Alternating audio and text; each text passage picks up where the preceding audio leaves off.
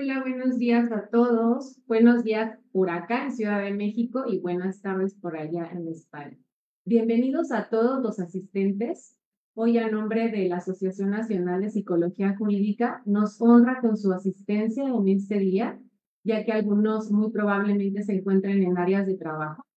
Nos gustaría saber de dónde nos están acompañando. Ojalá pudieran ahí desde el chat nos pudieran decir desde qué república o desde qué país nos están visualizando, de qué profesión son, si algunos son como su servidora, psicóloga, si son de derecho, si son de trabajo social, criminología, no sé, para poderlos saludar.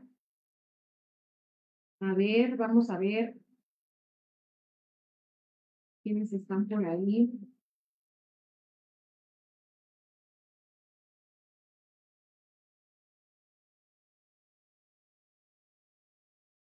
Saluditos. Muchos están desde Ciudad de México, desde Zacatecas. Hola, qué gusto. Yo ando acá en San Luis Potosí. Es padre, están cerquita. Zacatecas es un lugar muy, muy bonito. Querétaro igual. Hola, saludos, Salvador. Buenos días desde Nogales. Qué padre. Secofam. Ay, Secofam. Yo tengo muy recuerdos muy bonitos de Secofam. Hace mucho tiempo estuve trabajando para el tribunal y estar en Secofam se ven muchísimas cosas muy, muy, muy delicadas y padres para trabajar. Saludos desde Bogotá, desde Colombia, qué padre. ¿Alguno psicólogo, algún profesionista en derecho, en trabajo social, criminología? ¿Cómo están? Desde Cuernavaca, de la eterna primavera. ¿Qué tal? Hola. Aquí vemos que hay personas que estudiaron derecho, que están en Secofam, muchos han de ser trabajadores sociales. Qué padre, que me da muchísimo gusto que puedan estar hoy aquí conectados con nosotros, sobre todo porque vamos a tener una charla muy importante. A todos nos va a gustar muchísimo. Para nosotros es todo un honor contar con la participación de la maestra Romina Rey Catani, que ya nos informaron que su país de origen es Uruguay. Qué asombroso. Ya tiene muchísimo tiempo que se encuentra radicando durante varios años en España. Pero antes me daré unos minutos, si me permite, maestra Rey, para poder leer un poquito acerca de su reseña curricular y los que están aquí presentes puedan saber más de usted. Ella es licenciada en psicología por la Universidad de Valencia, tiene un máster en psicología jurídica por la Universidad Católica de Valencia, un máster en psicología sanitaria por la Universidad de La Laguna, es experta en psicología del testimonio por la Universidad de Madrid, ha participado como ponente en varios congresos nacionales e internacionales. Actualmente pertenece a la lista de peritos judiciales de Santa Cruz, así como a Godoy Consultores de Auditores, de la provincia de Santa Cruz, dentro del cual realiza informes periciales psicológicos en el área penal y familiar. Asimismo, ella tiene una amplia experiencia en evaluaciones forenses y emisión de informes periciales psicológicos. Esto es muy interesante. Hace mucho tiempo también estuve trabajando en el área en el tribunal y hacíamos evaluaciones y me encontraba con muchísimas dificultades, ¿no? Entre otros compañeros que seguramente usted irá tratando aquí en el taller que no aplicaban bien las pruebas o muchas cuestiones. Seguramente usted va a ser más de lleno aquí, que va a ser muy padre poderlas conocer y evitar este tipo de malas ideas, ¿no? Entonces voy a darle oportunidad, maestra Romina, para que usted nos pueda hablar más sobre el tema y nos honre con su valiosa participación. Bueno, muchas gracias Elizabeth. Buenos días, buenas tardes, depende de dónde estén, a todos y a todas. Gracias por conectarse, por el interés que han mostrado en esta formación. Gracias a la Asociación Nacional de Psicología Jurídica de México por esta invitación. A Claudia, a Cristina principalmente por la confianza y bueno, y al equipo técnico también obviamente por hacer esto posible. Hoy vamos a hacer un poco, va a ser algo introductorio. El tiempo que tenemos, un poquito en total, más o menos algo menos de una hora, lo que me interesa es que después hagan preguntas, ¿no? Y realmente saber cuáles son los intereses de cara a seguir ampliando este tipo de formaciones, de conferencias, de talleres, y además también porque va a haber una formación un poquito más amplia a finales de abril y principios de mayo, y volveremos a tocar la temática de la evaluación pericial psicológica en temas de familia. Así que hoy va a ser como muy introductorio, pero a su vez verán, porque es mi costumbre, que voy a poner ejemplos porque creo que es la mejor manera de poder entender algunos conceptos. Y les pido disculpas por anticipado porque estoy un poco afónica, como irán viendo, y cada tanto haré alguna pausa para beber agua. Bueno, en principio lo que voy a hacer es, voy a poner unas pequeñas diapositivas, voy a poner una presentación para que sea más fácil, para que podamos seguir un índice o guión. Entonces, ahora voy a compartir pantalla para que ustedes puedan ver esa presentación.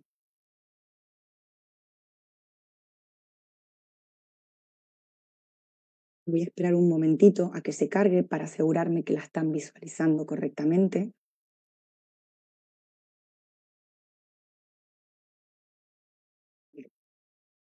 Si por un casual no se ve, espero que las compañeras del equipo técnico me puedan avisar. Doy por hecho que la están viendo.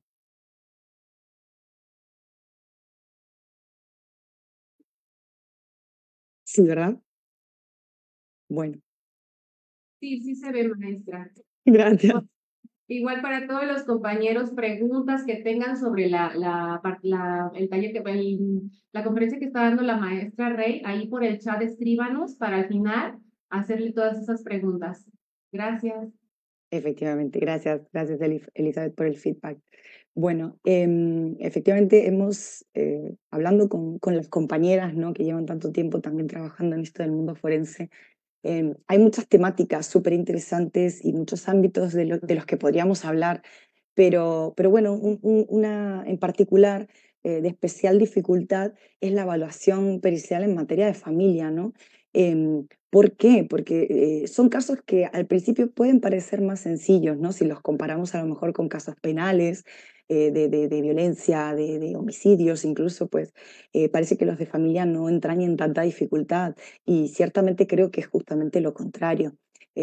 Suelen ser casos bastante delicados, evidentemente siempre hay menores implicados y bueno, al menos por lo menos aquí en España, los psicólogos y psicólogas forenses somos quienes tenemos la mayor cantidad de quejas deontológicas en los colegios oficiales de psicología.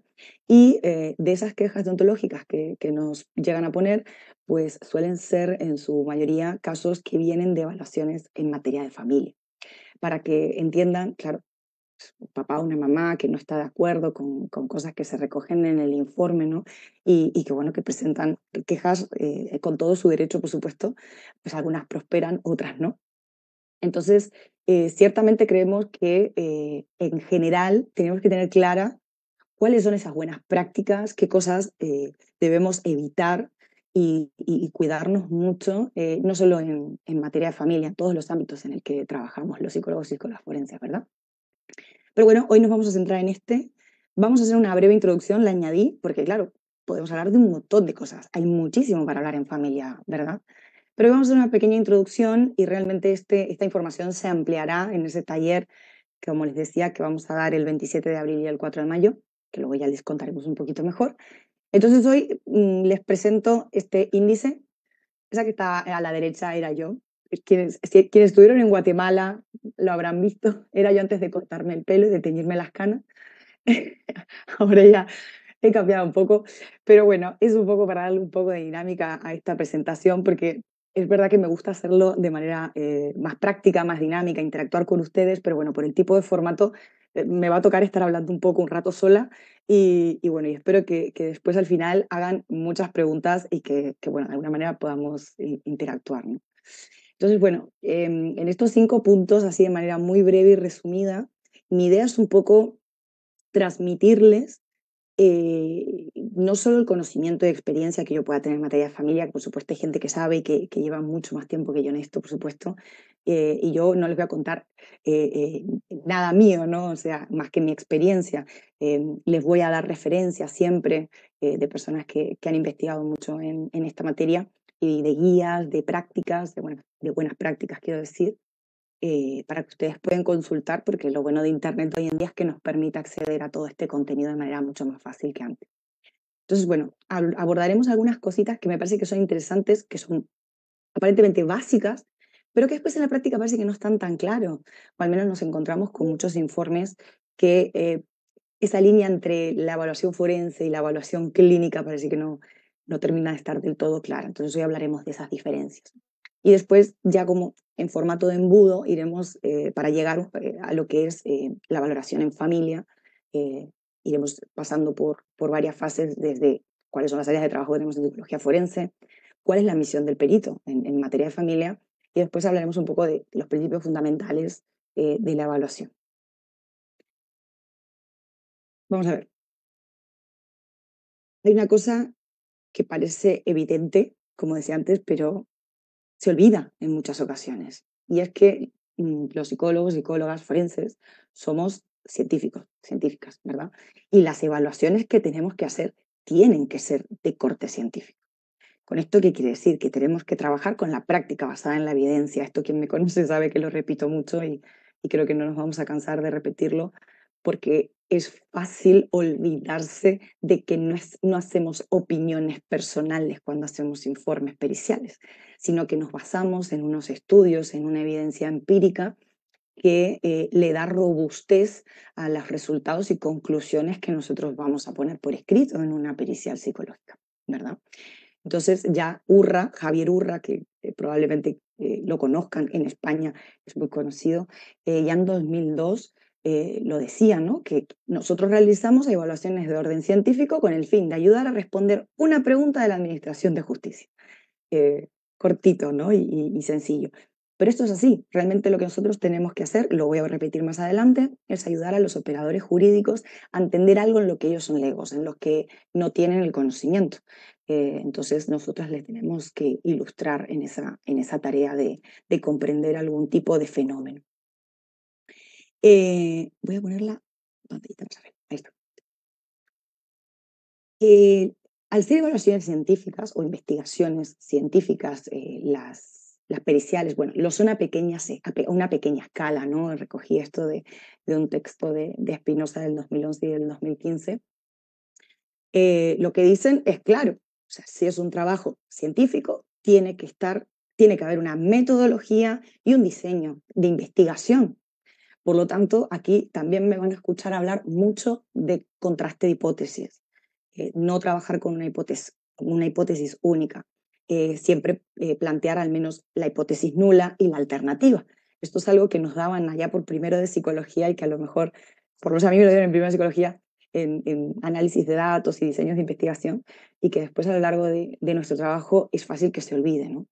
Entonces, me gusta enmarcar, ¿no?, esto y remarcarlo antes de empezar con lo que les voy a contar, porque hay algo también que es bastante básico, y es qué métodos de investigación tenemos en psicología. Y aquí es verdad que hay compañeros, compañeras que van a poder explicar esto muchísimo mejor de lo que se los puedo explicar yo.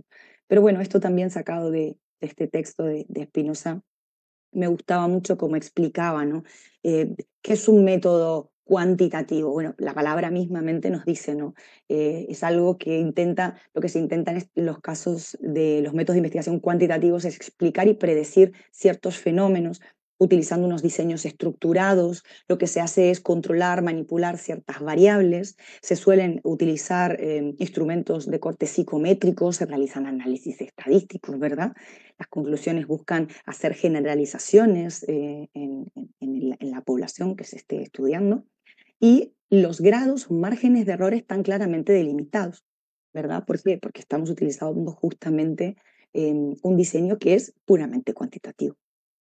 Y después tenemos el que es cualitativo, ¿verdad? Se trata de comprender un fenómeno utilizando una intervención enmarcada en etnografías y participaciones, se usa más entrevistas, grupos focales, y los datos no dan generalizaciones, sino más bien descripciones en profundidad de un determinado fenómeno, ¿vale? Este es más de tipo cualitativo.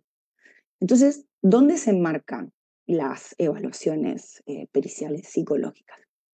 Pues en las de tipo mixto, y evidentemente esto traducido un poco a la jerga para que nos entendamos, evidentemente es una mezcla de los dos anteriores, del cuantitativo y del cualitativo, y que si lo pasamos a la práctica, lo que diríamos es que hacemos una combinación de instrumentos de evaluación, ¿verdad? De entrevista, de observación, de análisis documental, de instrumentos psicométricos y de todos aquellos medios que nos puedan aportar mayor información para buscar la validez convergente, ¿no? Entonces, bueno, efectivamente ese mixto es una combinación de herramientas cuantitativas y cualitativas con el fin de hacer una exploración integral a un fenómeno. Y añado yo, sobre todo es muy individualizado, hay que personalizar las evaluaciones y no vale hacer una especie como de batería y decir, esta la voy a utilizar en todos los casos de familia o de violencia. Siempre hay que individualizar y personalizar las evaluaciones que realicemos. ¿Ok? Bueno, con esto en mente, vamos más a lo que les decía de diferenciar la evaluación forense de la clínica. Esto no es mío tampoco, abajo tienen la referencia, es un artículo que para mí es básico, que aunque tiene algunos años ya, del 2011, de Cheburúa, de Muñoz y Loinás, lo recogemos siempre en este tipo de formaciones, ¿no? Porque, vuelvo a decir lo mismo, es algo que parece evidente, pero en la práctica nos estamos encontrando en los juzgados con muchos informes que se catalogan de informes periciales o informes forenses, y cuando los miramos detenidamente, vemos que efectivamente son informes clínicos. Entonces, ¿dónde está la línea, la diferencia? Hay muchísimas cosas en común y por supuesto que los forenses tenemos que saber de clínica, por supuesto que tenemos que saber de psicopatología, tenemos que saber de todo un poco.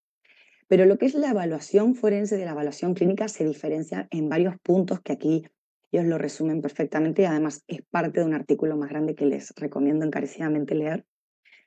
Creo que es parte de la bibliografía básica que tenemos que tener en forense, ¿no?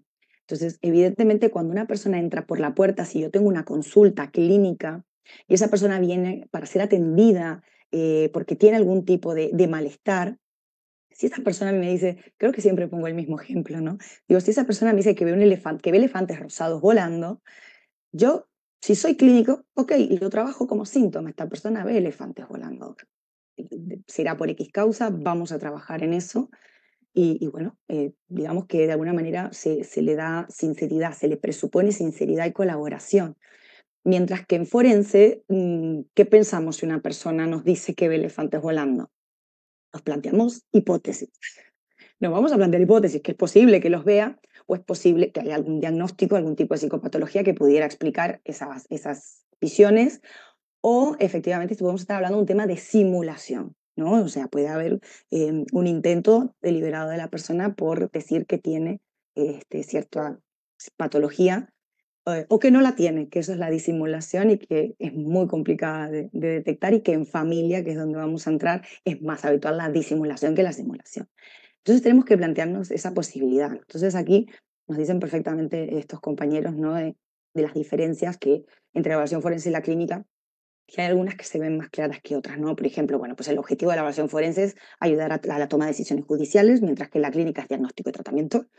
La relación entre la persona evaluada y nosotros, las personas que evaluamos, en forense suele ser escéptica, pero bueno, ellos dicen, hay un establecimiento de un rapport adecuado. Bueno, a veces cuesta un poquito lo del tema del establecimiento del rapport, ¿no? Pero en clínica hay ese contexto de ayuda, hay una relación terapéutica. Entonces, nosotros los forenses tampoco tenemos que perder la empatía, por supuesto, pero desde otro enfoque, desde otra perspectiva. Hay una cosa importantísima que yo lo pongo también en los consentimientos informados y hay que explicarle a nuestros clientes, que no pacientes, que no tenemos secreto profesional, que lo que nos cuenten va a ser recogido en el informe y va a ser difundido en el contexto legal en el que se solicitan. Tienen derecho a saberlo y también le pedimos que evidentemente nos autoricen. Más allá de que después es verdad que yo siempre les matizo, a ver, no voy a poner todo, absolutamente todo lo que me cuentes, pero que sepas que si me cuentas, incluso también decimos, ¿no? Ponemos el ejemplo de si me cuentas que has cometido un delito, si me cuentas alguna cosa que no, yo prefiero que no me lo cuentes, porque yo lo voy a tener que poner, ¿vale? Yo al final con la confianza y con los años un poco les digo eso, ¿no? Sobre todo cuando son adultos, después con los menores jugamos un poco con eso, aunque también tienen derecho a saber que vamos a hacer un informe. Ese es otro tema que trabajaremos y que abordaremos mejor en el taller. En la evaluación clínica sí hay secreto profesional. Bueno, todo esto evidentemente, yo estoy hablando de España, luego me contarán si en sus países es igual o varía en algunas cuestiones. Entonces, bueno, el destino de la evaluación forense es variable, pero normalmente es para operadores jurídicos, jueces, abogados, o puede ser también para seguros. A veces también nos los piden las partes, pero normalmente es porque están pendientes de iniciar algún tipo de procedimiento judicial. O nos lo piden para ver si es viable iniciar un procedimiento judicial.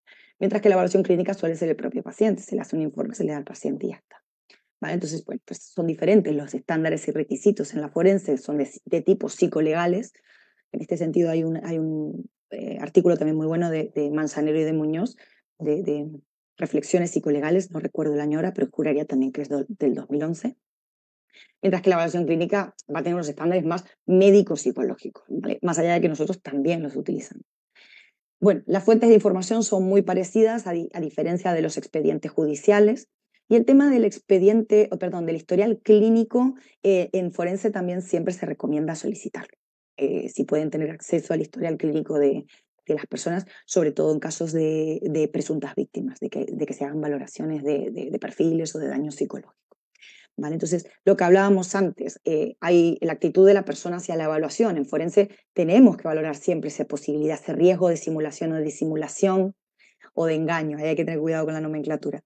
Porque es una demanda involuntaria. No vienen porque lo solicitan ellos o ellas, aunque en alguna ocasión sí, pero vienen porque están en un procedimiento judicial y si se solicita oficio, tienen que venir. Es verdad que yo siempre les digo, no se puede obligar a nadie a pasar por evaluación psicológica, no tiene sentido, pero cuando se ha solicitado lo más normal es que vengan, incluso aunque no les apetezca nada. ¿Vale? Y bueno, mientras que en evaluación clínica se presupone sinceridad porque se entiende que es una demanda voluntaria, la persona está mal y nos viene a pedir ayuda terapéutica. Luego el ámbito de evaluación, por supuesto que también cambia, porque nosotros vamos a evaluar el estado mental de la persona en relación al objeto pericial, a lo que nos pide, más allá de que hagamos una evaluación global, como se hace también en clínica, pero tenemos que responder a un objeto de pericia. Nos están preguntando esto, tenemos que contestar esto y ponerlo en relación a los hechos que se están investigando, sea a nivel penal, sea a nivel civil o de familia, a diferencia de la clínica, que es un poco más general, que se evalúa el estado general del sujeto para saber cómo funciona, ¿no? Entonces, el tipo de informe también es verdad que, aparte de la longitud, que suelen ser un poco más largos los informes forenses, es como que tenemos que documentarlo mucho, tenemos que razonarlo a nivel técnico, las conclusiones tienen que estar sustentadas, como decíamos antes, con evidencia empírica. Tenemos un apartado de discusión forense que se olvida muchas veces en los informes, donde se tiene que poner en relación lo que encontramos en la evaluación en que estamos realizando con los hallazgos científicos, porque no es que lo digo yo, es que lo dicen los estudios, las investigaciones que se llevan a cabo en torno a X problemática, ¿verdad? Y se trata de un documento legal, de ese informe pericial psicológico, mientras que la evaluación clínica suele conllevar un informe más breve, con conclusiones así más sencillas, y es un documento de tipo clínico. ¿Que puede ocurrir que ese informe clínico acabe en el juzgado? Sí, y acaba muchas veces, y también de mala forma, en ocasiones se ha considerado informes forenses, por eso les decía antes, a informes que en realidad son clínicos. Pero, ¿tiene relevancia esos informes clínicos? Por supuesto, porque a mí me puede servir como perito y quienes estén ahora viéndonos, que habrán muchísimos y muchísimas peritos, eso espero, habrán recibido entre la documentación o el legajo judicial, como dicen en algunos países, informes de otros compañeros, compañeras desde el ámbito clínico, ¿verdad? Incluso también de psiquiatras, de trabajadores y trabajadoras sociales. Todo suma. Es parte de esa documentación que a nosotros nos interesa para nuestro objeto de pericia, ¿no? Pero no son informes forenses, no deben confundirse. Se puede llamar al psicólogo clínico o general sanitario a juicio. Puede ser que nos llamen, sí, nos pueden llamar, pero en este caso ya seríamos testigos expertos o peritos testigos, no peritos. Al menos aquí en España está así contemplada la nomenclatura en nuestro ordenamiento jurídico, ¿vale? Entonces, bueno, pues el perito sí que se espera que actúe en la sala, en calidad de perito en la vista oral, mientras que al principio el clínico no es esperable que actúe, pero si actúa, como les decía, sería en calidad de testigo perito. ¿Ok? Les invito a que se lean este artículo, porque está perfectamente explicada estas diferencias y otras cuestiones también muy interesantes y muy necesarias que las sepamos. Entonces, para ir un poquito centrándonos en el tema de familia, les presento un poco aquí, también de manera resumida, y seguramente se me ha olvidado poner algo, de las áreas de trabajo de la psicología forense, porque actuamos en muchos aspectos o ramas del derecho, ¿verdad? O sea, prácticamente tenemos cabida en todas las ramas del derecho, podemos aportar, bueno, en todas no, pero en varias, ¿no? Entonces, por ejemplo, bueno, me salieron todos los cuadritos juntos y mi idea era que salieran uno a uno. Vale, la tecnología y yo todavía nos estamos conociendo. Bueno, evidentemente tenemos dentro de las ramas o áreas del derecho, creemos que nos pueden pedir una pericial en un procedimiento penal. Voy a dar un poco de agua, porque si no veo que no llego al final. ¿Qué nos pueden pedir? Nos pueden pedir que hagamos un informe de imputabilidad. Obviamente no me puedo detener en cada uno de ellos porque si no, no terminaríamos hoy. Nos dan aquí, como dicen en España, las uvas. Entonces, nos pueden pedir, por ejemplo, que hagamos una evaluación de daño psicológico, evidentemente, de alguna víctima de algún tipo de delito. Nos pueden pedir que elaboremos perfiles criminales, que aquí también entra, por supuesto, la criminología, o victimológicos, ¿no? Más allá de esto de que no existen perfiles prototípicos de agresores y o víctimas, pero bueno, evidentemente hay otras cuestiones que sí que podemos aportar para entender ciertos casos desde la psicología forense. O también el riesgo de violencia o de reincidencia, que aquí en España tenemos un grupo muy potente con el tema de evaluarse desde el riesgo, que con Antonio Andrés Puello, bueno, también Ismael Loinás, estamos metidos en estas cuestiones, el Instituto de Psicología Forense, y la verdad es que están desarrollando un montón de elementos, de escalas y de protocolos de valoración. Yo reconozco que no es muy fuerte, pero sí que he leído y he visto cosas y me parece súper interesante. Después a nivel civil, que ahora mismo juraría que es el área donde menos he hecho periciales, ¿no? Por ejemplo, una capacidad testamentaria, una persona que a lo mejor puede no estar en sus capacidades cognitivas y tiene que elaborar un testamento, ver si efectivamente esa persona es capaz de hacerlo y que se considere válido. O se puede solicitar incapacitaciones. Bueno, también el tema de, es que claro, estoy utilizando una nomenclatura un poco antigua, pero como se va modificando la ley, han ido introduciendo cambios. El tema de valoración de apoyos, también personas con algún tipo de discapacidad intelectual que puedan requerir apoyos, se solicitan evaluaciones psicológicas para determinar qué tipo de apoyos, en qué áreas, etcétera, etcétera. Entonces, también es un área muy interesante y súper complicada también desde mi opinión, ¿no? Se puede pedir también una responsabilidad civil, bueno, los grados de incapacidad o invalidez también que una persona pueda llegar a tener por algún tipo de trastorno mental. Bueno, a nivel laboral, nosotras sí que con el equipo con el que yo trabajo, porque bueno, claro, tendría que haber empezado por explicarles que yo trabajo tanto en el ámbito público como en el ámbito privado. Tengo esa, no sé si suerte o desgracia, de que puedo ejercer en ambos, ¿no? Entonces tenemos nuestro gabinete privado donde tenemos casos que nos entran directamente de las personas que solicitan evaluaciones y también nos mandan solicitudes. Desde 2018 estoy colaborando con la Administración de Justicia del Gobierno de Canarias, que ellos tienen Tenerife, y bueno, pues desde ahí también nos llegan solicitudes y ahí actuamos como peritos judiciales o peritos públicos. Entonces, el tema laboral nos entra mucho por privado. Hemos tenido varias solicitudes de valoración de acoso laboral y en los últimos años hemos visto un incremento de este tipo de solicitud. Pero hay otras cuestiones, se puede valorar secuelas de accidentes laborales, estrés laboral, incapacidad laboral, entre otras cuestiones. ¿Por qué pongo menores aparte? Porque tienen que ir aparte los menores, más allá de que evidentemente los menores puede ser dentro del ámbito penal o puede ser dentro del ámbito civil, laboral no, pero escolar sí. Entonces, lo pongo aparte porque además también en España, de manera pionera, se ha ido desarrollando también leyes específicas, ¿no? Como la LOPIBI, de protección a la infancia y la adolescencia. Entonces, se están especializando, se creó además también en 2021, 2021 y 2022 no estoy segura, si Mónica Rincón me escucha, el juzgado especializado en infancia y adolescencia, el primer juzgado de toda España está en Las Palmas de Gran Canaria, aquí también en Canarias, y bueno, cada vez se ha entendido que había que especializar la justicia en la materia, sean menores, y en familia también se está luchando hace tiempo diferentes asociaciones para que los juzgados entiendan que necesitan especializarse y que los jueces, los juezas saben mucho de todo, pero si se especializan, igual que en violencia, como ya ocurrió aquí, en violencia sobre la mujer, ya hay juzgados específicos de violencia sobre la mujer. Entonces, se ha visto que mejora notablemente la atención dadas a las personas inmersas en procedimientos judiciales y además también agiliza en cierta medida, ¿no? Si me escucha algún compañero o compañera abogado de aquí, que no sé si habrá alguno por ahí, me dirá, bueno, agilizarlo, vamos a decir entre comillas, pero bueno. En todo caso, menores podemos también tener un montón de solicitudes, desde acoso escolar en la red, maltrato, abuso, credibilidad del testimonio. Yo, una de las cuestiones que soy experta, pues hicimos el experto universitario en psicología del testimonio y tenemos muchísimas solicitudes de esto también. Y bueno, de daño psicológico también, por supuesto, entre otras cuestiones. Me voy a detener en el último cuadro, que es en el de familia, evidentemente, porque si no, llevo aquí ya no sé cuánto rato hablando de otras cuestiones que no son de familia, pero me parecía necesario introducirlo, ¿no? El tema. Entonces, bueno, como peritos nos pueden llegar solicitudes de valoración en materia de familia de diversas cuestiones, ¿no? Nos pueden preguntar sobre la patria potestad. Bueno, en España hay, bueno, creo que en todos lados, ¿no? En todos los ordenamientos jurídicos, al menos que conozco también de Latinoamérica, creo que se separa así.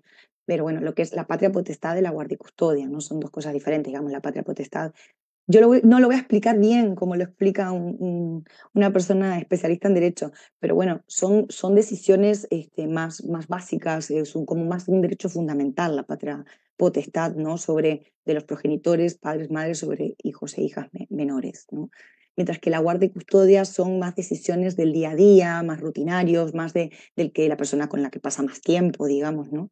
Y que también, bueno, las dos cuestiones afectan, por supuesto, a la vida de los niños y niñas, pero esto es más del día a día.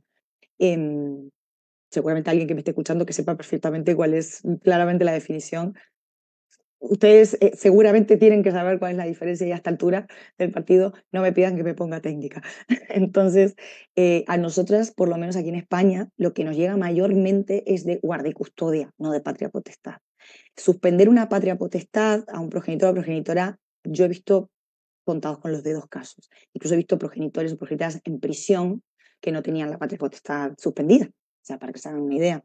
Entonces, madres, padres que me dicen, es que no sé dónde está el otro, la otra, está fugado por ahí, no lo sé. Entonces, no puedo tomar ciertas decisiones con mis hijos o hijas porque como no sé dónde está papá o la mamá, entonces es el tema de la patria potestad, para solicitar la suspensión de la patria potestad. Entonces, en guardia y custodia sí que nos preguntan. La mayoría de los casos que nos llegan de familia es recomendación de cuál es el régimen de guardia y custodia más beneficioso o en mayor interés del menor o menores. Eso es lo que nos suelen preguntar más a menudo aquí, por lo menos en Tenerife, donde yo estoy en mi experiencia, y creo que también en toda España. Luego, puede ser que también nos pregunten por un régimen de visitas, cuando aparentemente dicen, no, el régimen de guardia y custodia está claro, pero ¿cómo hacemos estas visitas? Por ejemplo, casos en los que se requiere que las visitas sean supervisadas. Por ejemplo, aquí tenemos un recurso que es el punto de encuentro familiar, donde se puede requerir que las visitas entre un papá, una mamá y sus hijos o hijas se hagan de manera supervisada en este tipo de recursos. Entonces, sea porque hay una cuestión extraordinaria de determinado tipo. Hemos tenido bastantes casos en los que hemos tenido que recomendar visitas en punto de encuentro cuando consideramos que si esas visitas se dan sin supervisión puede haber algún tipo de riesgo para los menores. ¿Ok? También abordaremos con mucho más detalle estas cuestiones en el taller porque hoy no da tiempo. ¿Vale? También nos pueden pedir informes para adopciones o cosas más específicas, ¿no? Como capacidades parentales, relaciones paterno-filiales, entre hermanos, hermanas, ¿vale? Y con abuelos también. He tenido, creo que 2 o 3 casos he tenido en los 10 años que llevo aquí de visitas de abuelos, de abuelas. O estado psicológico en general, los progenitores y de los hijos, ¿no? También, que siempre lo valoramos igualmente. Y bueno, he puesto en negrita al final una situación que lo de interferencias parentales. Se ha llamado de muchas maneras, evidentemente ustedes ya saben, pues espero, digamos, el conflicto que hay con la terminología, que si en su momento se usó el tema del síndrome de alienación parental, que si tal, yo no lo utilizo. Además es que no está recogido en ninguno de los manuales que tenemos, entonces no se puede considerar como síndrome. Pero que sí que existen casos de, vamos a llamarle interferencias parentales, triangulación parental, como le quieran llamar, existen y en la práctica los vemos, ¿ok? Y son casos en los que un progenitor o progenitora influye sobre los hijos e hijas menores en contra del otro progenitor o progenitora, ¿ok? Entonces son casos especialmente complejos porque, me adelanto a un poquito de spoiler, hay algunos que son irreversibles. Por lo menos en el momento que a nosotras nos llega, nos encontramos con que esto ya tiene solución. Entonces nos vemos un poquito limitadas en nuestro trabajo en ese sentido y nos sentimos un poco frustradas por no poder hacer mucho más. Hablaremos de eso también en ese taller. Bueno, entonces parece que vamos estrechando, ¿no?, un poco el cerco de lo que podemos hacer en términos de valoración pericial psicológica en el ámbito de familia. Entonces ahora sí me meto más en lo que es la misión, ¿no?, del perito en familia y las voy a poner aquí 3 cuadritos. Esto sale de una guía de buenas prácticas en evaluación pericial psicológica en familia del Colegio Oficial de Psicología de Madrid. Publicaron el primero en 2009 y lo actualizaron en 2013. Que yo sepa no hay una actualización posterior, pero bueno, esto es algo básico y lo vamos a seguir repitiendo hasta la saciedad, ¿no? O sea, ¿qué tiene que hacer el perito? Pues evaluar, valga la redundancia, mediante procedimientos, técnicas e instrumentos válidos y fiables, acuérdense de esto de la validez y la fiabilidad de las medidas, propios de la psicología, la capacidad y competencia personal. Ven que aquí hay que actualizar porque ya no decimos de los padres, ¿no? O por lo menos yo que intento utilizar un lenguaje un poco más generalizable o inclusivo, hablamos quizá a lo mejor de progenitores, progenitores y progenitoras, para ejercer adecuadamente la custodia de los hijos e hijas menores de edad, considerando tanto las variables individuales relevantes como aquellas otras relacionadas con la propia dinámica familiar y con los contextos en los que se desenvuelve. Claro, esta definición de unas pocas líneas abarca muchísimas cuestiones, porque ya nos está diciendo que tenemos que valorar, que tenemos que tener en cuenta muchas variables y factores, ¿verdad? Que no se trata solamente de, bueno, de hecho, me adelanto a decir que siempre que sea posible en temas de familia, hay que solicitar una pericial psicosocial, es decir, una parte la hace el psicólogo o psicóloga y la otra parte el trabajador o trabajadora social. Se complementan y tenemos mucha mayor información, ¿no? Entonces, yo me apoyo mucho en mis compañeras trabajadoras sociales, que son las que hacen las visitas a los domicilios y ven cosas que nosotros no vemos. Entonces, en ocasiones ha sido completamente decisivo lo que mis compañeras veían en esos domicilios, porque a veces vemos que hay progenitores que no hay alteraciones de la personalidad, que puedan interferir con el correcto cuidado de sus hijos e hijas, tienen perfectas, muy adecuadas competencias parentales o parentales, la relación con sus hijos e hijas es buenísima, los niños, niñas están perfectamente adaptadas. Entonces, en este caso, que dices, oye, pues mira, se podría recomendar una guardia y custodia compartida, pero de repente la compañera va al domicilio y encuentra con que a lo mejor la vivienda no tiene condiciones de habitabilidad mínimas suficientes como para dar una atención a las necesidades básicas de esos menores, ¿no? Entonces, eso hay que tenerlo en cuenta. Entonces, yo por lo menos como psicóloga no voy a los domicilios porque no me corresponde a mí como en mi trabajo no entra eso lo hace el trabajador o trabajadora social. Cuando nos piden solo periciales psicológicas, me ciño a lo que yo sé que puedo valorar. Ojo con extralimitarse de lo que podemos y no podemos hacer. Si me preguntan a mí el día del juicio por el domicilio, le voy a decir, es que como se pide una pericial psicológica, el domicilio no fue valorado porque no había un trabajador o trabajadora social. Si ustedes me complementan la información, por ejemplo, con un informe de servicios sociales y me informan de esto, yo diré, ojo, tengan en cuenta esto para tomar la decisión, porque al final quienes tienen que tomar las decisiones, les voy a contar algo que parece loquísimo, pero hay que repetirlo, quienes toman las decisiones son los jueces, no nosotros, los peritos, ¿ok? Entonces, al final, nosotros vamos a dar una información, una prueba que es periférica, se llaman pruebas periféricas de carácter objetivo las periciales, y que se complementan con otras pruebas de los que van a disponer los operadores jurídicos para tomar esa decisión, ¿no? Los jueces, magistrados, quienes sean. Entonces, la pericial no es vinculante y no es la única prueba que se practica. ¿Okay? Entonces, ojo con extralimitarse y pasarse de listos o de listas, o querer contestar más simplemente porque quiero ayudar, y al final lo que termino haciendo es, con perdón, cagándola. Entonces, lo acabo de decir, al final nuestra finalidad es asesorar con conocimientos que ellos no tienen, que los jueces y tribunales no tienen, para que ellos tomen esas decisiones judiciales. Entonces yo ya me adelanto y les digo, cuando nos preguntan en los oficios, nos piden recomendación de guardia y custodia, en realidad nosotros tendríamos que decir, es que yo no tengo que decir cuál es la mejor opción de guardia y custodia, es que eso lo tiene que decidir usted, que es el juez o la jueza. Yo le puedo dar otras cuestiones, puedo hablar de otras cuestiones, igual que en credibilidad del testimonio podemos dar otras cuestiones, pero si los hechos ocurrieron o no, eso es decisión del juez.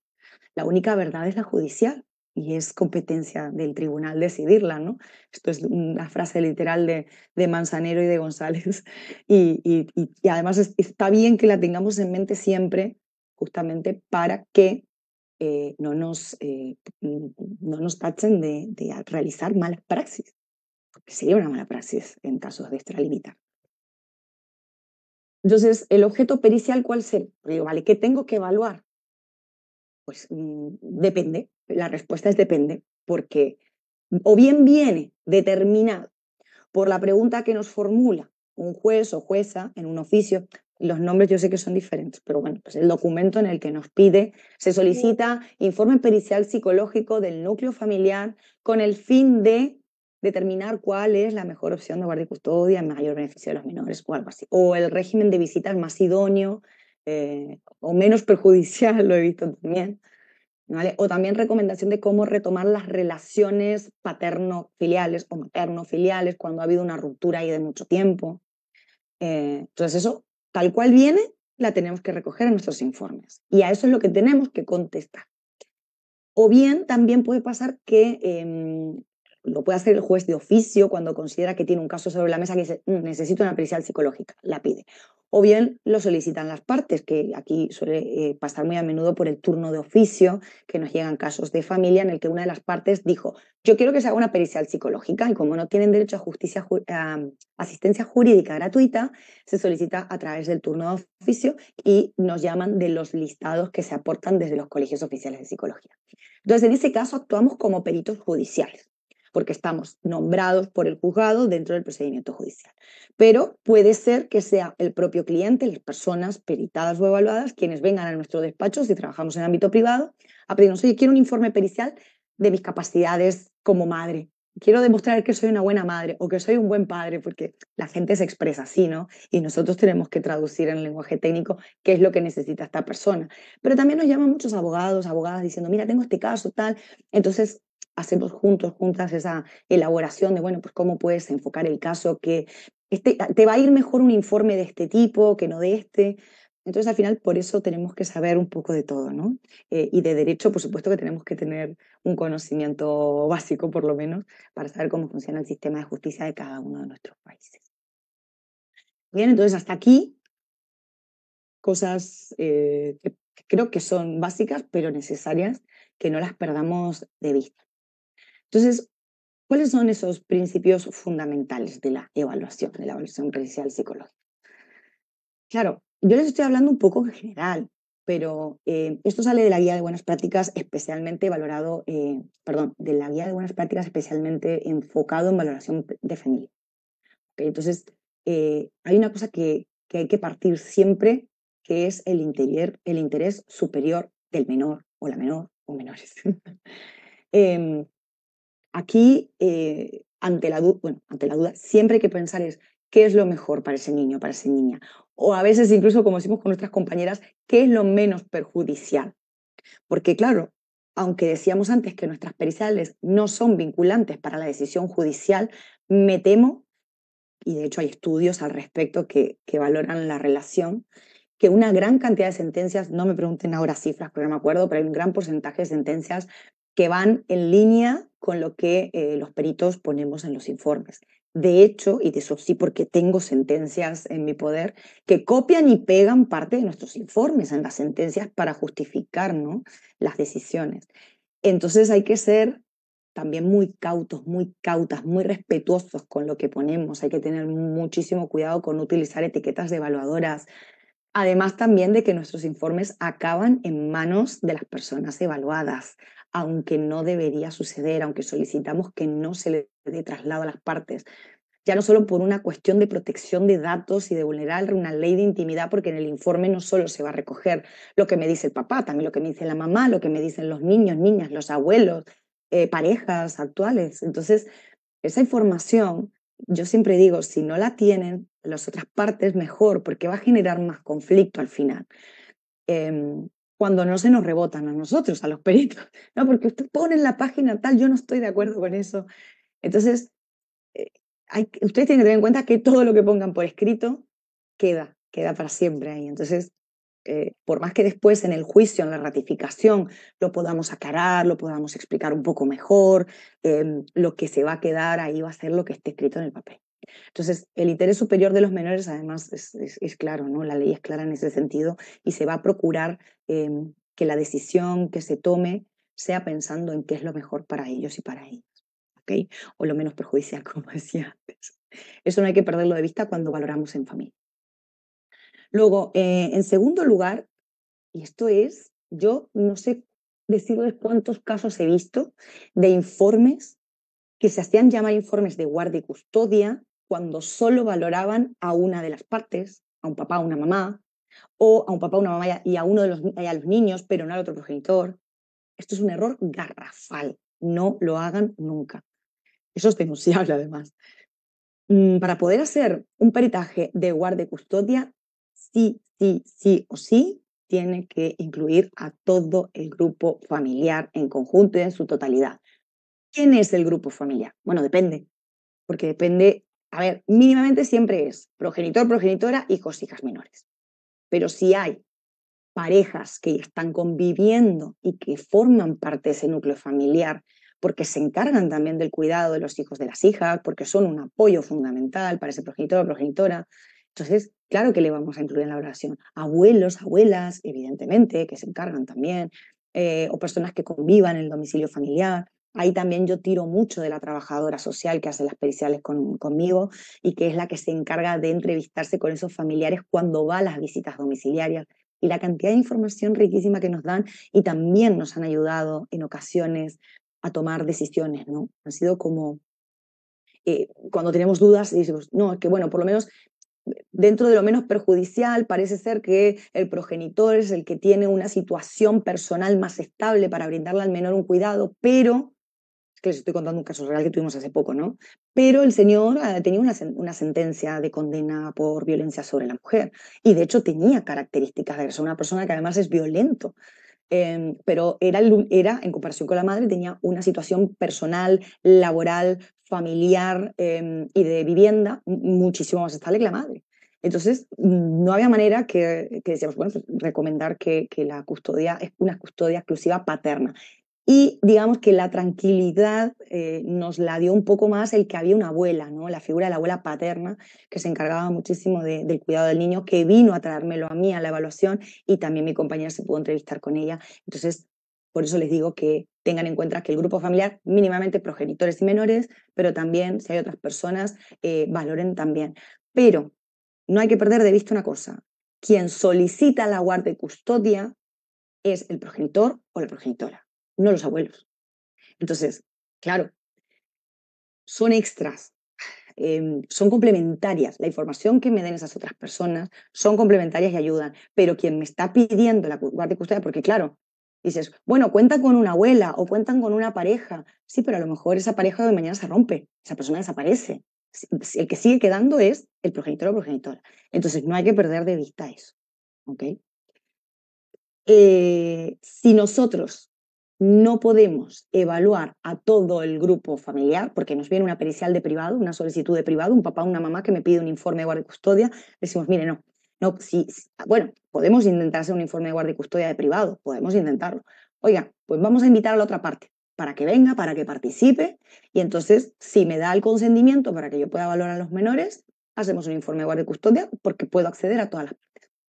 No es lo que suele ocurrir, porque el otro progenitor dice no, porque entra en el juego la suspicacia de pensar que no, que este psicólogo o psicóloga va a ir de parte del otro porque es quien lo llamó y le contrató y a ver quién paga la pericial. Entonces es un lío, ¿no?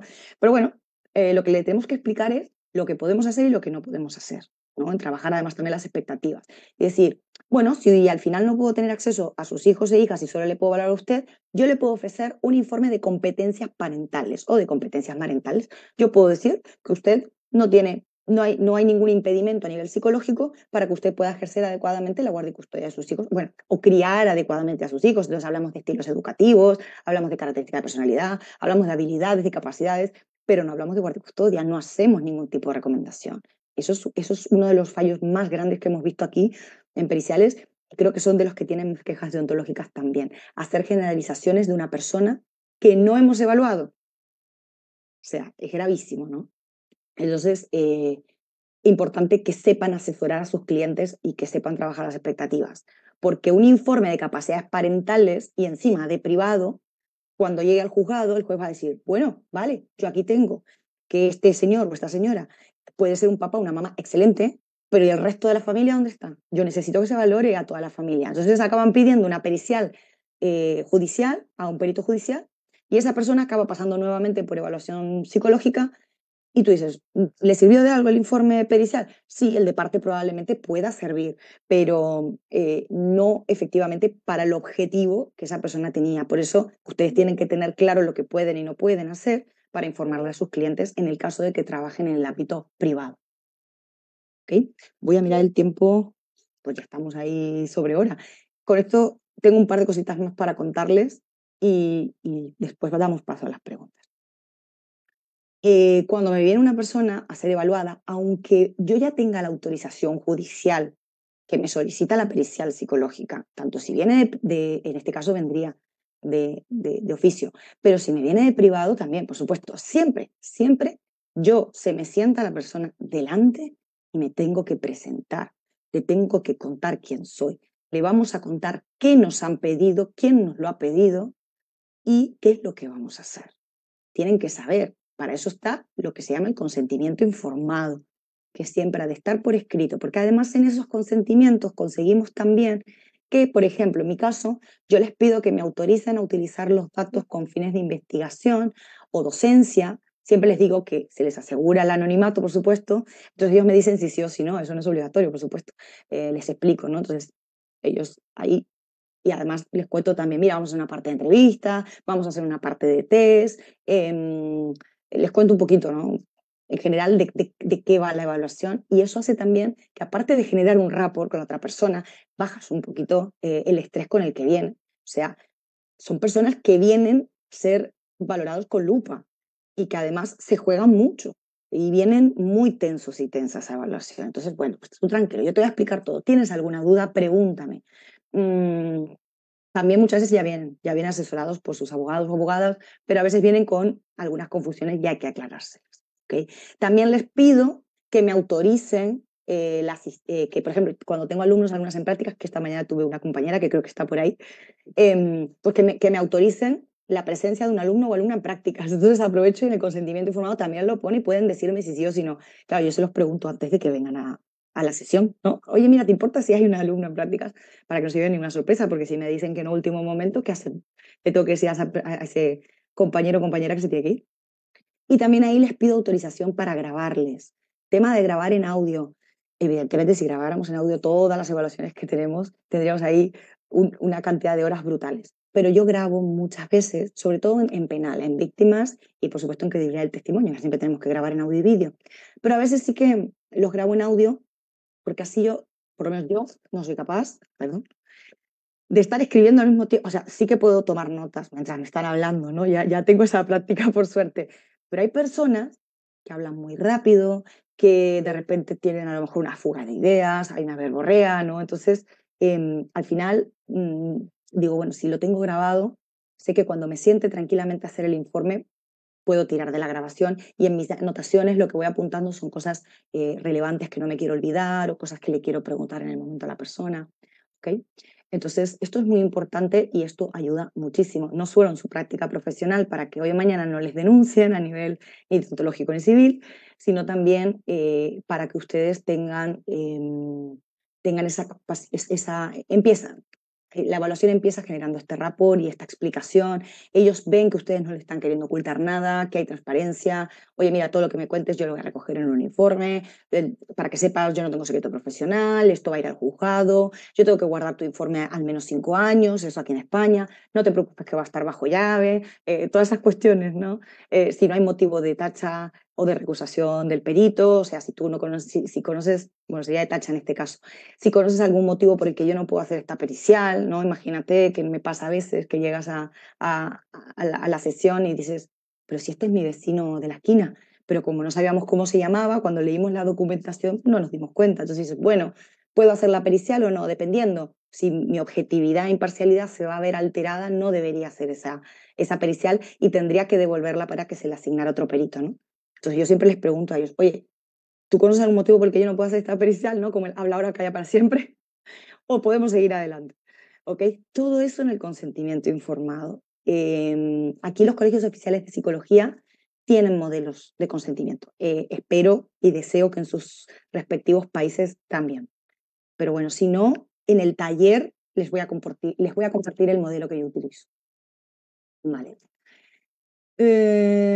Bien, esto es importantísimo. Hablábamos del trabajo por hipótesis. Como todo buen trabajo científico, no me puedo dejar sesgar. Es decir, si yo trabajo con una hipótesis única, se da lo que es el sesgo de confirmación. Toda la información que yo recoja va a ir a confirmar esa hipótesis única. Entonces, yo tengo que considerar en familia de partida que ambos progenitores son igualmente competentes para el ejercicio de la guardia y custodia.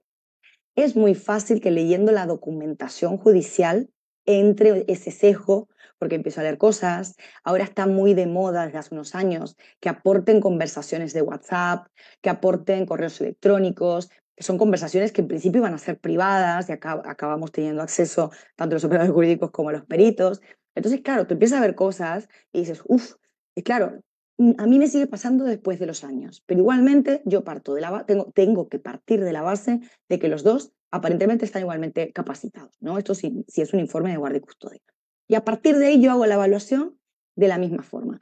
Yo voy a utilizar una entrevista, yo utilizo una entrevista semiestructurada que la voy individualizando y personalizando según la marcha de la entrevista, porque yo al final lo que estoy es dialogando con la persona y tengo que ser capaz de, si tengo un guión, me salgo para después volver, porque esto es importante y lo tengo que abordar. Yo por lo menos funciona así. Y después, los instrumentos psicométricos siempre, siempre también, a menos que haya alguna causa justificada que lo impida, siempre vamos a utilizar los mismos para el progenitor y para la progenitora, para que después los resultados puedan ser comparables. Claro, si yo utilizo un PAI o un MMPI para psicopatología, lo intentaré utilizar para los dos. O sea, a menos que, como les digo, pues uno de ellos pues tenga un nivel sociocultural tan bajito que sea imposible de pasar. Entonces, de esa manera lo puedo justificar. O, como nos ocurre aquí en Canarias mucho, a las personas extranjeras que llevan poco tiempo y no dominan el idioma todavía. Entonces, es imposible que yo le pase un test. Si la persona yo le voy a estar, por más que yo le lea los ítems, no lo está entendiendo. Entonces, no tiene sentido que me conteste algo que no sabe ni lo que le estoy preguntando. Entonces, en ese caso está justificado que no se pasen test, entre otras situaciones. ¿Vale? Entonces, partimos de esa base y después hacemos contrastes de hipótesis a partir de la información que recabamos de la evaluación, ¿vale? O los casos de interferencias parentales. Es decir, tuve uno recientemente en Santa Cruz que la madre denuncia al padre por supuesta violencia hacia la niña. La niña dice constantemente que el padre le pega. Cuando llega a mí, tiene 5 años ya, la madre ya ha puesto denuncia por lo penal, por supuesta, le digo, pues eso, por supuesto maltrato físico y psicológico. Entonces la madre automáticamente suspende el régimen de visitas, aunque una jueza le dice que no se pueden suspender las visitas porque en principio está en instrucción, están investigando y todavía no tienen pruebas suficientes como para suspender esas visitas. En otras ocasiones sí se suspenden, ¿eh? O se dan en régimen, o se dan en puntos de encuentro familiar que les contaba antes, ¿no? Pues en este caso la jueza dijo, bueno, pues que sigan las visitas que le corresponden al progenitor los últimos viernes de cada mes. El progenitor tendrá derecho a ver a su hija, que tiene 5 años, desde tal hora a tal hora por la tarde, unas horas por la tarde. La va a buscar a la casa de la madre, se la lleva donde él considere y la regresa a tal hora a la casa de la madre también. Bueno, pues el caso es que no estaba siendo posible llevar a cabo esas visitas porque la menor se negaba a irse con el papá, porque papá me pega. Entonces, bueno, la denuncia a nivel penal está puesta, pero desde lo penal no se ha hecho nada porque están a la espera de lo que salga en familia, que normalmente tendría que ser al revés. Porque yo hago una valoración, a mí me pidieron una pericial en tema de familia para ver qué hacen con esas visitas. Entonces, claro, ellos quieren de alguna manera que yo les diga si está justificado el rechazo de la niña hacia el progenitor o no. Entonces, evidentemente, yo, aunque estoy haciendo una valoración pericial de familia, y yo lo voy a poner, que yo no puedo entrar a valorar los hechos si han, bueno, nunca voy a decir si han ocurrido o no han ocurrido unos hechos, pero el tema de la violencia doméstica, pues que a mí la niña me vuelve a repetir, ¿no? En mi evaluación. Es que, no, porque papá me grita, me dice esto y me pega. Yo le pido que me dé más datos, ¿no? Y digo, pero cuéntame más, ¿qué es lo que ocurre? Para que yo entender un poco mejor. Y la niña no sale de ahí. Entonces, yo dentro de mis hipótesis tengo que barajar que puede haber unas interferencias parentales o que efectivamente hay un maltrato o negligencia por parte del progenitor y la niña justificadamente no quiere ir con el padre, ¿no? De alguna manera. Entonces, en esa evaluación global que hago con la madre, con el padre, con la niña, la hipótesis que aparentemente más se sostiene es que es un caso de interferencias parentales. ¿Por qué? Porque yo no estoy diciendo que el maltrato no haya ocurrido, yo no lo sé, pero sí que es verdad que la actitud de la madre me dice mucho. Y cada vez que el padre le toca ir a visitar a la niña los viernes por la tarde, ¿qué hace la madre? Se lleva a la niña al médico. No, esta niña se ha puesto mal y me la llevo al médico. Entonces le avisa al padre a último momento. El padre viene de otra parte, no vive aquí. Entonces le dice, estamos en el médico con la niña para que lo sepas que no va a haber visita. Y el padre le dice, no te preocupes, que yo voy al hospital. Y bueno, pues él sigue yendo. A pesar de que al final no consigue que las visitas se den porque la niña no se quiere ir con él y él no la quiere obligar, él dice que se sepa que yo he cumplido, yo sigo yendo. Y bueno, pues hecha la evaluación, todavía tengo que hacer el informe, así que estoy contando con primicia, pues evidentemente tendré que poner sobre la mesa que todos los datos que he recogido y otra información que tengo, que obviamente se los cuento también en detalle, pues me sostienen más la hipótesis de que se puede tratar de un caso de interferencias parentales. Ojo, que igual la denuncia está motivada, igual pudo haber una situación de maltrato, yo eso no lo sé, no entro en eso, pero que evidentemente lo que ha pasado posteriormente, la actitud de la madre no ha ayudado y que la niña repite palabras y frases textuales de la madre, y eso es típico en casos de interferencias parentales, eso sí lo veo claro y eso sí lo puedo recoger. Entonces, lo que está impidiendo o entorpeciendo la revinculación paterno-filial, entre padre e hija, quiero decir, es la actitud principalmente de la madre. Ella no está ayudando en nada. Además, porque ella está convencida de que hubo un maltrato. Entonces, bueno, por eso les digo, son casos muy, muy complejos en los que los peritos tenemos una responsabilidad muy grande, en este y en todos, ¿no? Pero para que vean hasta qué punto llega nuestras recomendaciones o nuestros dictámenes. ¿Vale? Y por último, pero no menos importante, por supuesto, uno de los principios fundamentales de toda evaluación pericial psicológica, ya lo he dicho, pero lo voy a repetir constantemente, y es que tenemos que utilizar técnicas y procedimientos que estén actualizados y validados en forense. Es decir, tanto de entrevistas, porque las entrevistas de corte clínico no nos sirven porque no controlan simulación. Entonces tenemos que utilizar entrevistas de corte clínico forense, a ser posible. Es verdad que en temas de familia no es lo mismo, obviamente, la entrevista que podemos utilizar para víctimas, por ejemplo, que para acoso escolar o para acoso laboral o para estos temas, ¿no? Pero bueno, tenemos que utilizar instrumentos psicométricos validados y baremados para forense y en el país en el que vivimos. Yo sé que ahí Latinoamérica tiene muchos problemas, porque en España tenemos la suerte de que tenemos una batería enorme de instrumentos que allí todavía no han llegado. Tengo entendido que se está trabajando en validarlos en Argentina, ya hay, en Colombia, en Chile, pero hay algunos otros países que me dicen, es que, Romina, no tenemos nada, la gente está trabajando con técnicas proyectivas. O sea, para mí eso es una locura. O sea, en la vida utilizar técnicas proyectivas en España, por lo menos para ser forense. La única situación en la que se me ocurre que puedo tirar de un dibujo de la familia, por ejemplo, es cuando son niños de corta edad y no hay instrumentos para esas edades, ¿no? Aquí, por ejemplo, con escalas de validez tenemos a partir de los 6 años, pero antes de eso no tenemos nada con escalas de validez, tenemos el CENA de 3 a 6 años, pero son, como le digo, sin escalas, no nos dice con qué intención el niño o niña contesta pero lo podemos utilizar a modo de entrevista. Entonces, pues en alguna ocasión he tirado de, bueno, pues vamos a hacer un dibujo y dibujamos, pintamos juntos, juntas, entonces, venga, vamos a dibujar a tu familia. Pero ya les digo que le doy un valor muy relativo a esa prueba, ¿ok?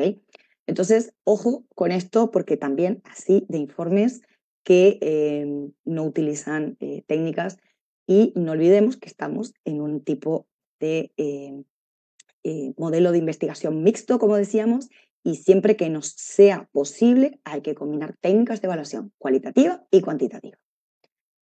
Así que bueno, como estoy mirando el tiempo, hasta aquí hoy, porque continuaremos esta formación, que ahora les va a contar la compañera un poquito más, porque van a ser 6 horas ese taller de evaluación psicológica en casos de interferencias parentales y me podré explicar con mayor profundidad, porque como habrán visto, me gusta mucho hablar y cuando arranco y agarro carrerilla después no paro.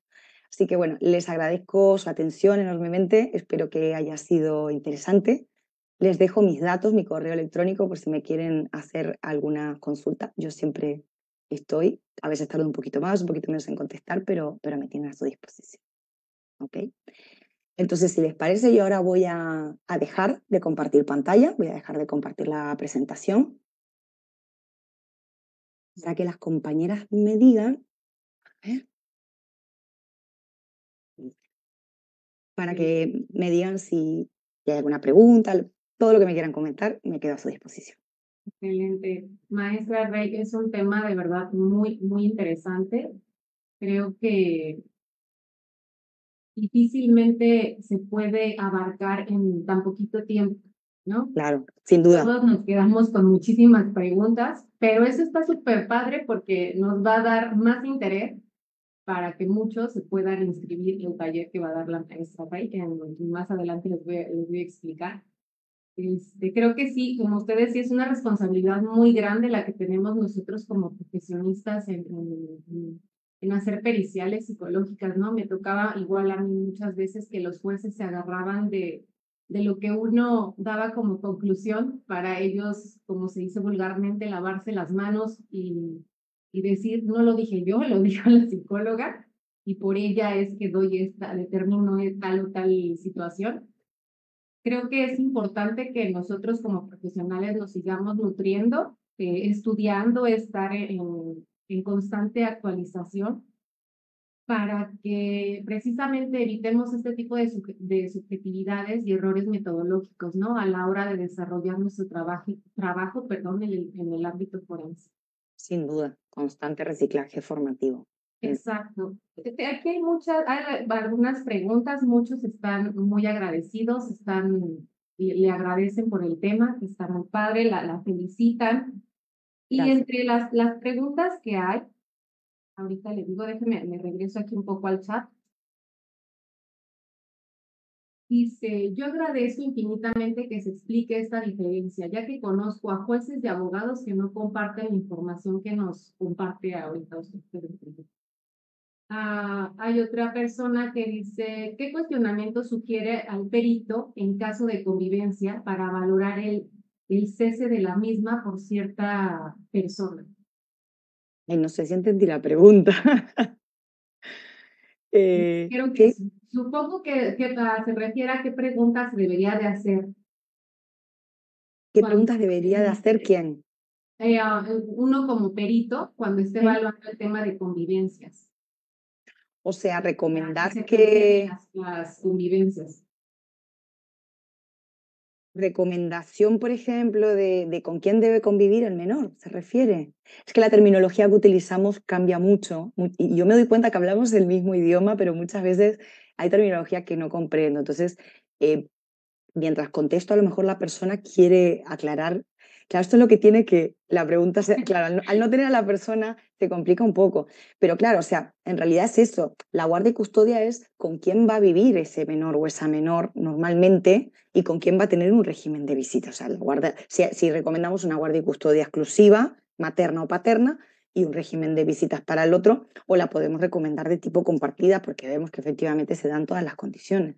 En el caso de que veamos que hay una situación, lo que llamamos una posible situación de riesgo de un niño o una niña viviendo con un progenitor o progenitora, ya incluso antes de emitir la pericial, yo les recomiendo que hagan escritos al juzgado, es decir, se ha detectado esta situación de riesgo para que lo tengan en cuenta por si tienen que tomar alguna actuación, porque es el juez el único que puede determinar de ipso facto si un niño o una niña debe ser retirada de su domicilio, ¿no? También los servicios sociales aquí hacen ese tipo de informes, ¿no?, de valoración de riesgo. Entonces ahí hay que actuar con rapidez. Claro, yo no sé qué tipo de pericia se refiere este compañero o compañera que hizo la pregunta. A ver si nos la puede aclarar y a lo mejor más adelante se la puedo dejar y en el chat o si se integra a nuestro taller, igual se lo Claro. puedo aclarar ahí. Le voy a leer Vale, porque a lo mejor tuvo un caso en particular y claro, lo típico, esos casos particulares que también les digo siempre, si no, si son cosas particulares de algún caso que ustedes tienen, me pueden mandar un email, Ah, perfecto. no Ok. tengo problema. Maestra, aquí hay otro que dice, es de Walter Alfaro y dice, buenas, una consulta. ¿El psicólogo en un caso en particular puede acompañar a la trabajadora social y evaluar en el domicilio de la persona a evaluar o realizar la pericial o depende del caso? Mira, hacer una pericial en un domicilio conlleva muchos problemas, porque yo no sé ustedes en cuánto tiempo hacen una pericial. Yo normalmente les doy mínimamente 2 citas, aunque también depende de cada uno. Entonces tengo una parte de entrevista, como les decía, otra parte de test psicométricos y yo utilizo mi despacho, que ya tengo todas las comodidades, que sé que vamos a estar tranquilas, que no nos van a interrumpir, que vamos a tener el tiempo suficiente, porque digo, vale, pues mira, le cito a las 9 de la mañana y tengo disponibilidad hasta la 1 a las 2 de la tarde, no importa lo que sea. Eso en el domicilio hay muchísimas variables que no podemos controlar, ¿verdad? Y eso me lo dice mucho una compañera trabajadora social que me dice, yo tengo que entrevistar en mi despacho. Ella entrevista en su despacho y después va al domicilio, porque me dice, muchas veces llego a los domicilios y yo no sé con lo que me voy a encontrar allí. Entonces, limita muchísimo el que, cómo vamos a hacer una evaluación si no sabemos si vamos a tener un sitio donde sentarnos, donde estar tranquilas. Yo absolutamente no lo recomiendo. Y las visitas domiciliarias son de las compañeras trabajadoras o trabajadores sociales. No, nosotros del domicilio no nos debería aportar nada porque no es nuestra especialidad. Más allá de que cualquiera lego en la materia puede entrar en una casa y decir, ah, pues mira, el niño tiene su propia habitación, está limpia, pero no, eso no es propio del psicólogo o psicóloga forense, es del trabajador social, Y como dice usted, se necesita un espacio adecuado para hacer la evaluación. efectivamente. No lo hagan, no lo hagan. Otra chica pregunta, muchas gracias por la ponencia, maestra. Quisiera consultarle su opinión en torno al concepto de alienación parental. Controversias al respecto y marco actualizado desde dónde se entiende este fenómeno y qué recomiendo como marco referencial. Ujú. Claro, hablábamos antes de esto, ¿no? Lo dije brevemente porque lo vamos a tener que volver a explicar, ¿no?, en el taller. Claro, Garner, cuando llama síndrome de alienación parental, pues es algo que pues, él decide que se tiene que llamar así, ¿no? Entonces, desde entonces han surgido muchas líneas en contra, pero creo que no es tanto en contra del fenómeno en sí, sino de la terminología, de la nomenclatura que se le dio. Entonces, si es un síndrome, ¿por qué no está incluido en los manuales? Se ha querido, se ha dicho que en el último CIE sí que se había incluido, yo me lo he leído de pe a pa, en inglés además también, y no se habla de síndrome en ningún momento. Se habla porque claro, se considera un tipo también de maltrato psicológico hacia los menores. Entonces, sí que se habla de esta posibilidad de, yo le llamo, o sea, se le llama interferencias parentales. Lo que pasa que cuando alguien dice alienación parental, aunque no utilice lo de síndrome, en mi experiencia igualmente se me han rebotado, ¿vale?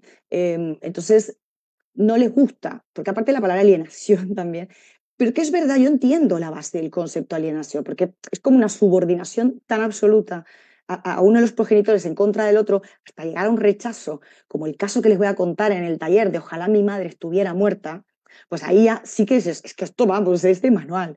Y no solo mi madre, toda la familia materna, porque el rechazo eran todos malos, ¿vale? Entonces, claro, ahí está el tema Marcos, es que aquí en España tenemos muchas referencias, ¿no? Que trabajan en familia, Asunción Tejedor, María José Catalán Frías, hay tesis doctorales además también, en la de Maripaz Ruiz Tejedor, que hace un análisis también de sentencias sobre temas de denuncias por abusos sexuales en familias, en progenitores separados con alta conflictividad. Sarrió, González Sarrió también tiene una tesis de familiar. Hay mucha bibliografía, busquen en cada uno en sus países, ¿no? Y la terminología que utilizan es diferente variando de, pero que el fenómeno existe, no lo podemos negar. Claro. Ok. No hay más preguntas, maestra, pero igual se las podemos hacer llegar para que usted las pueda ir contestando. Y Como de quieran, no tengo nuestros problema. otros compañeros, igual si están, muchos preguntan acerca de qué metodología debería de ocupar o cómo seleccionar la metodología adecuada para cada caso, ¿no? Creo que eso en su taller también lo va a hablar. Sí, aquí lo nombré también un poco. Siempre la evaluación pericial psicológica es multimétodo, multifuente. Lean a José Manuel Muñoz, que para mí es básico también, aparte de sí, Echeburría también, lo que pasa es que él también en la parte clínica, pero la parte puramente forense lo que nos dicen es que yo tengo que valorar el mismo constructo desde diferentes ángulos, vamos a decir así, ¿no? Entonces, por eso siempre hago la evaluación multimétodo, análisis documental, entrevista, instrumentos, observación, por supuesto, coordinaciones con otros profesionales, es decir, cuanto más cantidad de información de diferentes métodos y fuentes yo pueda obtener, mayor convergencia y por ende eso es lo que se llama un juicio estructurado, que es lo que hacemos los clínicos al final, un juicio profesional estructurado. Y bueno, ya después seleccionar depende de cada caso. Si tengo una persona delante con algún tipo de dificultad, por supuesto que lo tengo que tener en cuenta porque yo tengo que adaptar la metodología a esa persona. Por ende, siempre va a ser primero la entrevista para yo ver si el instrumento psicométrico que yo tenía en mente se le puede aplicar o no, porque a lo mejor no es posible y tengo que cambiarlo. Hablaremos de eso más profundamente en el taller, sí. Ok, igual hay otra pregunta que nos dicen que cuándo se va a llevar a cabo este taller. Eso me lleva a hablarles acerca de este taller que se va a llevar muy próximamente, que es evaluación pericial psicológica en casos de interferencia parental. Van a ser los días 27 de abril y 4 de mayo. El curso, usted, maestra Romina, nos puede platicar un poquito más de qué va a tratar este curso, qué beneficios conlleva el conocer las técnicas de mejora por aprendizaje, Ujú. que nos pueda convencer ahí más para que la gente se quede no más convencida, sino que diga, ya tengo que inscribirme o cómo me puedo perder este taller. Yo no le pongo la pistola a la cabeza a nadie, pero yo no me lo perdería. Y me queda feo que yo lo diga. No, lo que pasa que es verdad que, a ver, lo hacemos en dos sesiones justamente para abordar una parte teórica primero y luego la segunda parte va a ser un caso práctico real que les hice antes un poco de spoiler porque fue un caso muy, muy complejo que todavía sigue trayendo consecuencias, ¿no? Sigo todavía recibiendo a veces llamadas. Entonces, bueno, pues va a ser una metodología. Ustedes ya ven cómo me muevo. Yo voy poniendo diapos, pero sí, a mí lo que me gusta es que la gente intervenga, ¿no? Entonces, pues lo vamos a hacer dinámico, que la gente pueda preguntar en el momento, que se aclaren las dudas. Van a ser en principio 6 horas de formación. Yo sé que no es suficiente, pero bueno, pues los tiempos son así. Además, es un sábado, o sea que también requiere un esfuerzo extra por parte de quienes asistan. Con la diferencia horaria a mí me agarra sábado por la tarde, o sea que tengan en cuenta también el esfuerzo que hago. Claro. Pero tenía muchas ganas de compartir con ustedes este caso. Entonces, está dirigido a psicólogos, psicólogas que quieran seguir ahondando en adquirir habilidades o seguir desarrollando habilidades en la evaluación pericial psicológica en general, en la evaluación pericial psicológica en materia de familia en particular y principalmente en casos de especial complejidad como son los de interferencias parentales, ¿no? Donde hay una alta conflictividad familiar y el perito es un poco el mensajero, ¿no? No mates al mensajero. Nosotros estamos ahí un poco ahí en el medio y a veces somos, como decías tú antes, ¿no, Elizabeth? Que somos quienes damos esas recomendaciones a las que los jueces se agarran con un clavo ardiendo y lo ponen después y bueno, es que usted dijo, Así es. ¿no? Entonces hablaremos también de la figura de coordinador o coordinadora de parentalidad, hablaremos de otros recursos. Y bueno, mi idea también con esto es aprender, porque ustedes también me cuentan mucho en sus países cómo trabajan estas cuestiones y a mí me encanta nutrirme de sus conocimientos. Así que será bidireccional. Muchas gracias, maestra. Bueno, pues hasta este 15 de marzo, el pago con descuento para todos nuestros socios va a ser de 850 pesos. Y para los profesionales en general va a ser de 1,000 pesos a partir del 16 de este mes. Perdón, a partir del 16 de este mes el costo va a incrementar, va a ser diferente. Entonces sí sería súper importante que aprovecharan el mes de promoción. Y antes del 15 de marzo, pues hicieran su pago. Creo que sería magnífico, ¿no? Bueno, sin más, me queda nada más agradecer a todos y a todas los que hoy se unieron a esta charla, informarles que la maestra Rey nos brindó algunos archivos de interés sobre el tema de la videoconferencia de hoy, por lo que más tarde vamos a estar enviándolos a su correo electrónico. Igual si pueden ir checando ahí en spam, a veces se va los correos no deseados se van al bote de los que no conocemos. Igual si pueden irlo checando. Pero antes de despedir la maestra, quisiera hacerle darle un reconocimiento a nombre de la Asociación Nacional de Psicología Jurídica en México. Estamos muy agradecidos por su hermosa participación y muy emocionados por empezar el taller con usted. Sabemos que vamos a hacer muchísimas cosas más. Ujú. Muchísimas gracias y nos vamos a seguir viendo muy pronto. No, por favor, gracias a ustedes. Yo encantada de participar, además con grandes profesionales que me consta y bueno, ya con ganas de vernos personalmente. Que bueno, a algunas les podré dar un abrazo y al resto se los mando de manera virtual porque la confianza que depositan cuando nos dejan compartir este conocimiento con más personas, nuestra experiencia, para mí eso es maravilloso y es un crecimiento no solo a nivel profesional, sino también a nivel personal. Así que gracias a ustedes, sin duda. Pues muchísimas gracias, maestra Rey. Muchísimas gracias a todos ustedes por estar aquí una vez más. Que tengan bonita tarde, bonito ombligo de semana y bonita noche por allá en esta. Nos Muchas vemos gracias. Igualmente, pronto. gracias a todos y a todas por Bye. estar.